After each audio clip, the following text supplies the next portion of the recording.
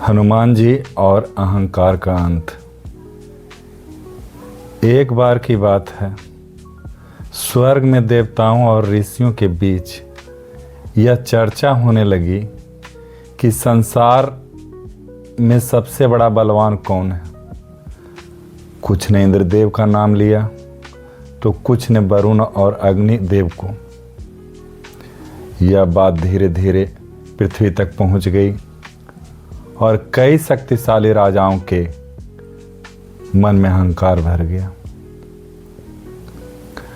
उसी समय एक घमंडी राजा ने घोषणा कर दी, मेरे समान शक्तिशाली इस धरती पर कोई नहीं, यदि कोई है तो सामने आए।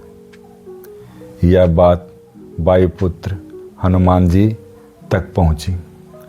हनुमान जी मुस्कुराए और मन ही मन सोचा, बल का सही अर्थ अहंकार नहीं बल्कि सेवा और विनय है।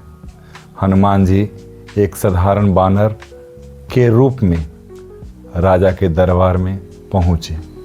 राजा ने उन्हें देखकर हंसते हुए कहा, अरे बानर, तुम मेरे सामने क्या कर सकते हो। हनुमान जी ने विनम्रता से कहा, महाराज, यदि अनुमति हो तो मैं आपके बल की परीक्षा लेना चाहता हूँ।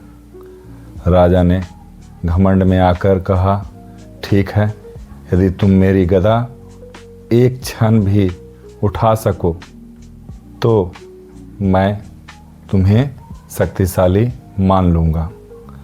हनुमान जी ने धीरे से गदा को छुआ।